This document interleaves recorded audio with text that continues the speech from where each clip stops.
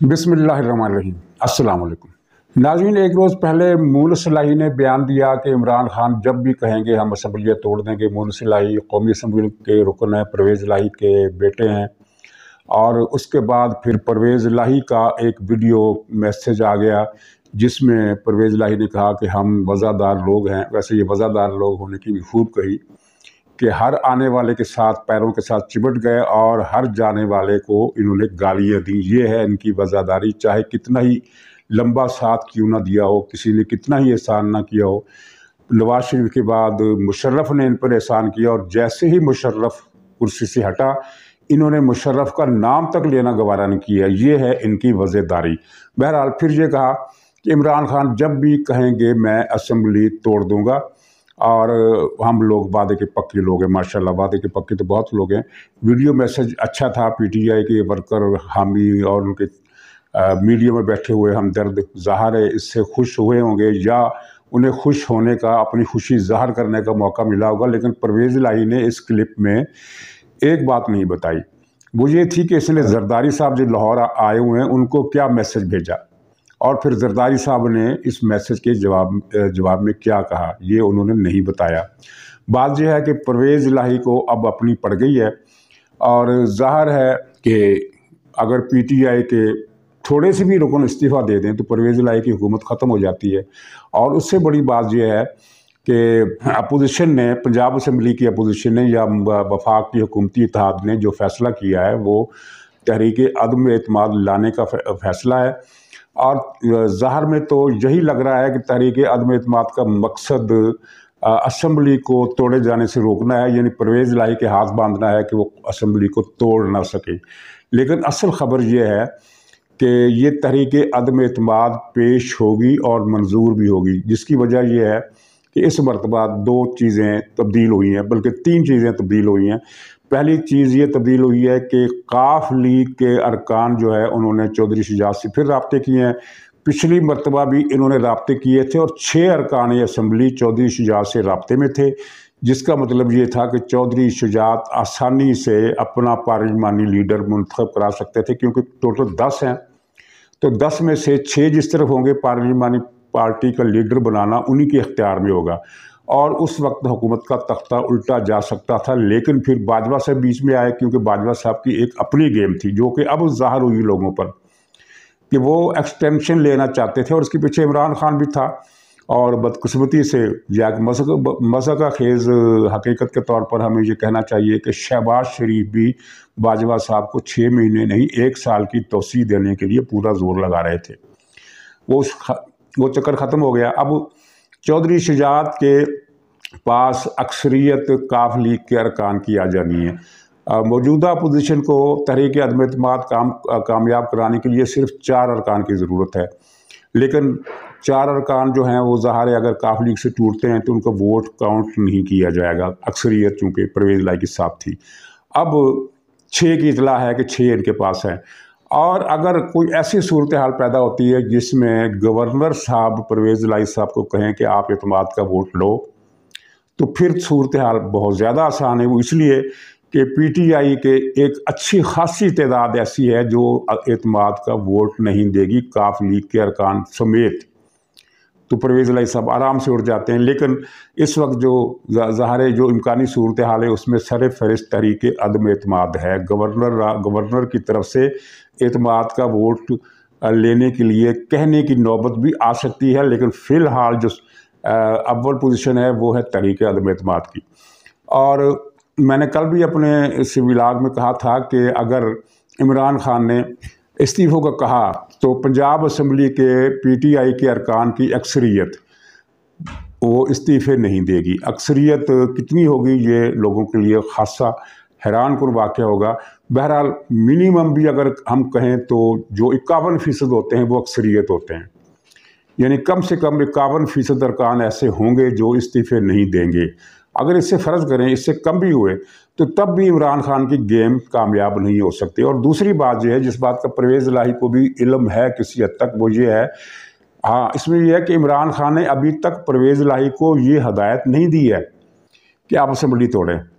तो कल रात किसी ने बताया कि परवेज़ इलाही ने कुछ अपने हम ख्याल या अपने साथियों से, करीबी साथियों से, जिनमें कुछ एक आध रुकन असम्बली भी था और कुछ दूसरे लोग थे जो पार्लियामेंट में नहीं है लेकिन परवेज़ इलाही के करीबी हल्के के लोग हैं, तो उसमें उन्होंने कहा था कि असम्बली नहीं तोड़ूंगा, मैं असम्बली नहीं तोड़ूंगा। और अभी तक इमरान खान ने उससे रब्ता नहीं किया। फिर परवेज़ इलाही का बयान इमरान खान की इस तकरीर के बाद, जिसमें उसने असम्बलियों से इस्तीफे का ये फैसला बताया था, तो उसके बाद परवेज़ इलाही ने ये बयान दिया था कि जब तक अल्लाह को मंजूर है मेरी हुकूमत को कुछ नहीं होगा। ये बयान उसने फौरी तौर पर जारी किया और ज़ाहिर है ये उसने एक गलत बयान जारी किया, क्योंकि इस बयान का मुखातब इमरान खान भी लगता है बज़ाहिर, क्योंकि वो ये कह रहा है कि इमरान खान अगर असम्बलियाँ तोड़ने का इरादा कर ले तब भी मेरी हुकूमत को कुछ नहीं होगा, क्योंकि जब तक अल्लाह ना चाहे ऐसा नहीं हो सकता। और अल्लाह से मुराद परवेज़ इलाही की आप जानते हैं कौन हो सकता है। वो हो सकता है वो परवेज़ आसिफ जरदारी को खुदाबंद मान रहे हो, नौज़ुबिल्लाह। तो क्योंकि ये इनके खुदाबंद तो बदलते रहते हैं, पहले नवाज शरीफ था इनका खुदाबंद, फिर मुशर्रफ हो गया, फिर जरदारी हो गया, अब इन्होंने इमरान खान को चौथा खुदा बनाया हुआ है। तो परवेज़ इलाही को भी अभी तक इस बारे में वाज़े अंदाज़ा नहीं हो कि क्योंकि इमरान खान ने ना तो महमूद खान से रब्ता किया है कि असम्बली तोड़ दो या असम्बली तोड़ने के लिए तैयार रहो, ना ही परवेज़ इलाही से रब्ता किया है। उसने खुद ही एक जलसे में एक यानी हवाई बात कर दी, और उस हवाई बात का पस मंज़र जो मालूम हुआ है वो ये है कि वो उससे अब भी ये गलत फहमी है कि वह फ़ौज पर दबाव डाल लेगा।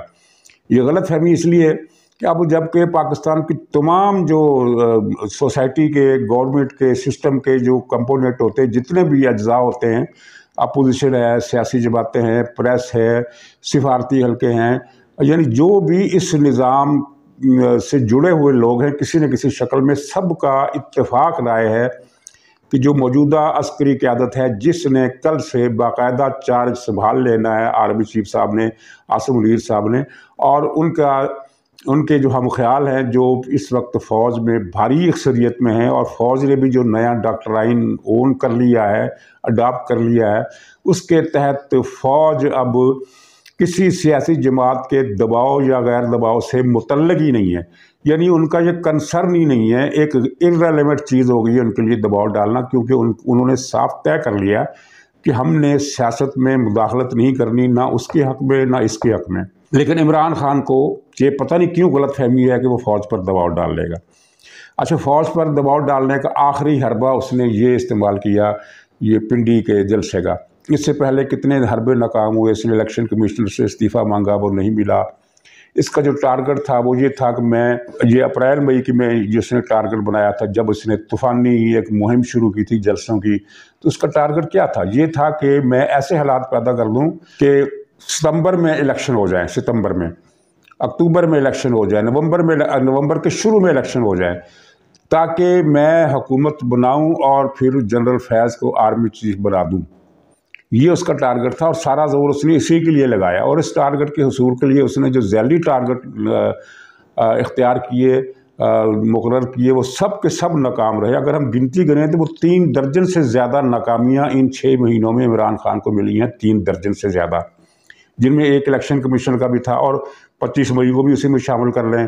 फिर ये जो लॉन्ग मार्च शुरू हुआ था लाहौर में पिछले महीने, जिसके दौरान कातिलाना हमला हुआ, तो इसका टारगेट पीटीआई के अपने लोगों ने बताया कुछ, और कुछ इनके हामी टीवी पर बैठे हुए मेज़बानों ने, एंकर पर्सन ने, शो पर्सन ने बताया। और वो खुलासा क्या था उस कि या तो ये इस्लामाबाद जाएंगे और घेराव कर लेंगे, और इमरान खान के खुद बयान है कि राना सनाउल्लाह हम 30 लाख लोग लेकर आ रहे हैं और तुम 30 लाख लोगों से निपट नहीं सकते, फिर देखो तुम्हारा हशर क्या होता है, तुम्हें पता नहीं तुम्हारे साथ होने क्या वाला है जब मैं पिंडी इस्लामाबाद पहुंचूंगा।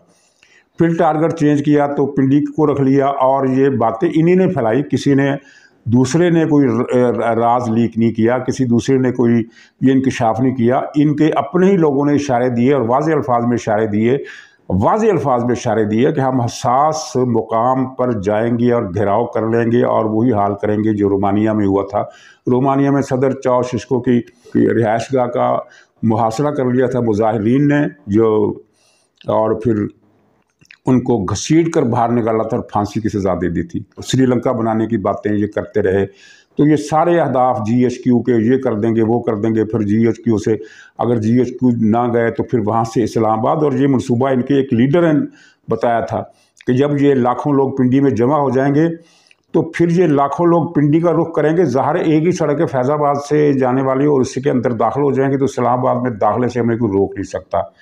लेकिन ज़ाहिर है फिर ये हदफ नाकाम हुआ। क्यों नाकाम हुआ, इसकी वजह आपने देख ली कि बंदे इतनी तादाद में इकट्ठे नहीं हो सके जितना इमरान खान ने ख्याल किया था। 30 लाख तो बहुत बड़ी फिगर होती है, 1 लाख की फिगर के आसपास भी नहीं पहुंचा।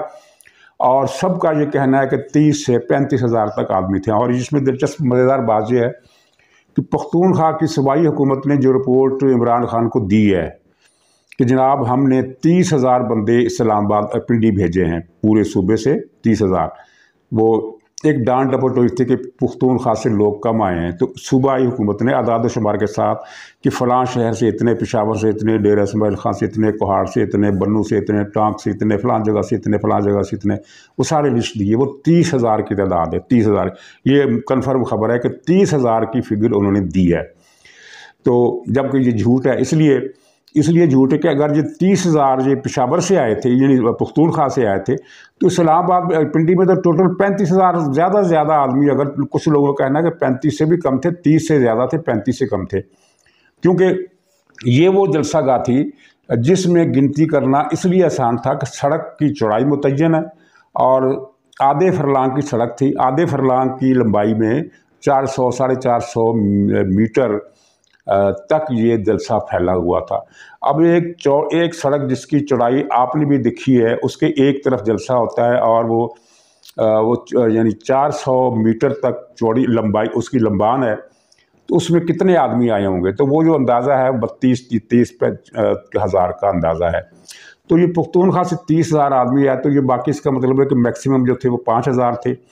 जबकि इसमें लाहौर से, गुजरात से, गुजरांवाला से, फैसलाबाद से, सियालकोट से, वज़ीराबाद से, लाला मूसा से, जेहलम से और सरगोदा से भी काफ़िले गए हैं। बाकी शहरों से, पंजाब के शहरों से काफ़िले नहीं गए। वो ऐसे ही कोई कार लेकर निकल गया और कोई एक वैगन लेकर निकल गया तो उसने उसको अपना काफ़िला डिक्लेयर कर दिया, तो अलग बात है। काफ़िले इन्हीं 10-12 शहरों से गए हैं, इसके अलावा पूरे पंजाब से कहीं से कोई बाकायदा काफ़िला वहाँ नहीं पहुँचा। तो इन 10-12 शहरों से जो लोग पहुँचे होंगे, कुछ 10 हज़ार, 5 हज़ार, 6 हज़ार तक पहुँचे होंगे।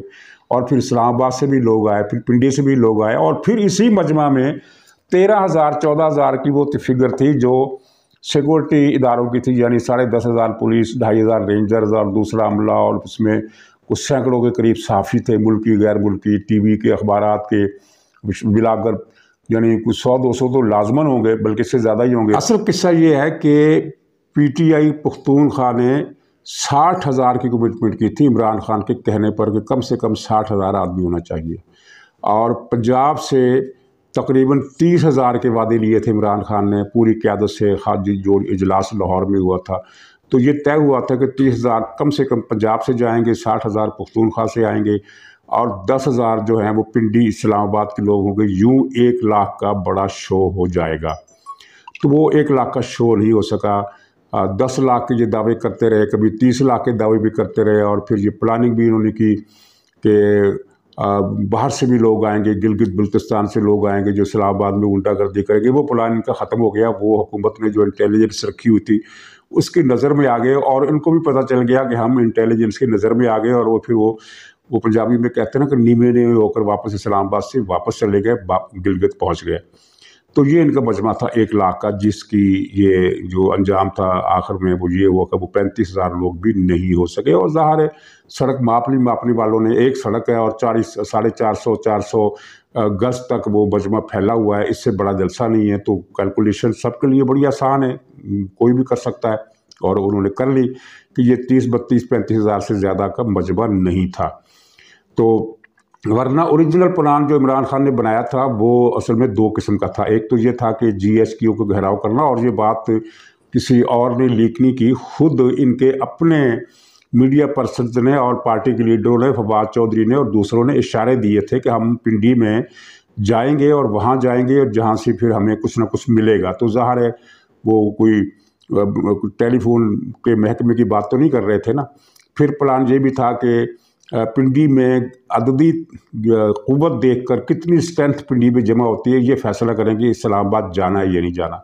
वैसे अक्सर मुबस्सरीन का ख्याल ये है कि इमरान खान पहले ही ये तय कर चुका था कि मुझे पिंडी जाकर ये मामला अब वाइड अप कर देना चाहिए। लेकिन कुछ ने यह भी कहा कि दरअसल ये पीटीआई के लोगों के अंदर से जो बात मालूम हुई वो ये थी कि इस्लाम पिंडी में पहुंचकर देखेंगे कि कितना हजूम है और कितना उसका वो इम्पैक्ट है और उनका मूड कैसा है।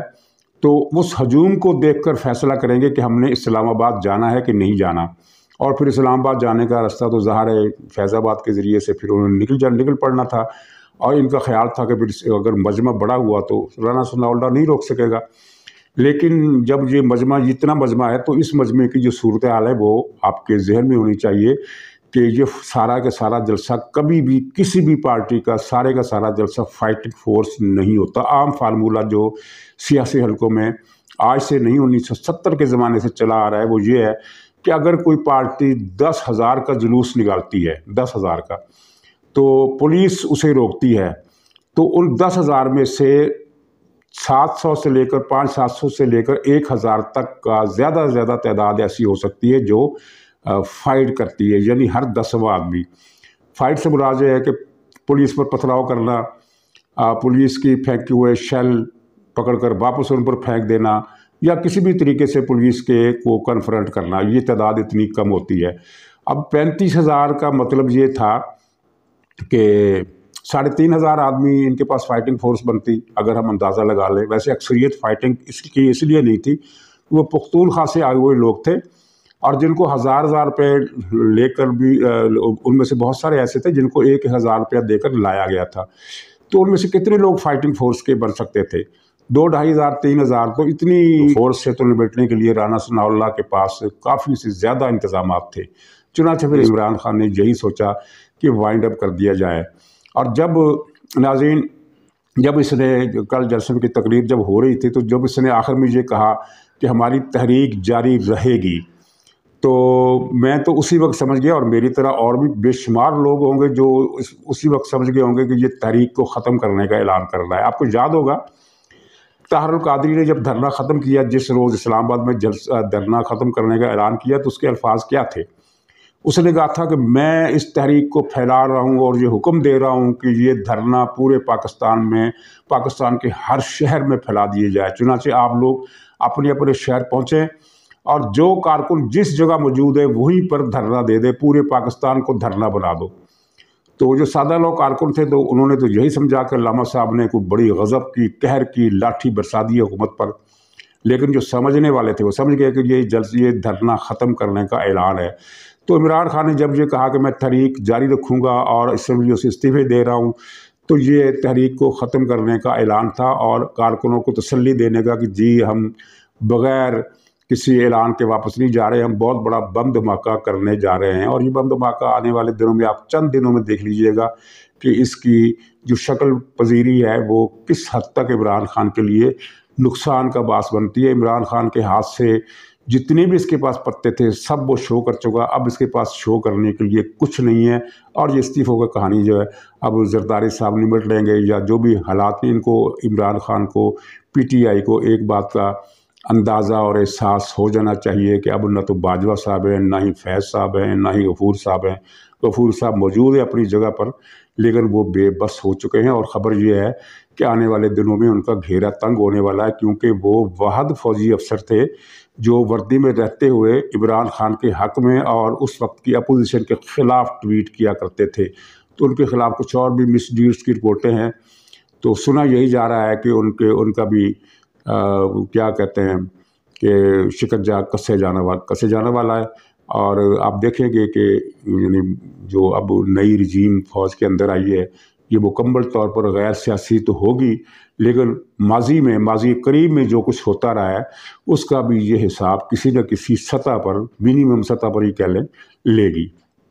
तो नाज़रीन इजाज़त दीजिए, इंशाअल्लाह अगले ब्लॉग में फिर मुलाकात होगी। तब तक के लिए खुदा हाफिज़।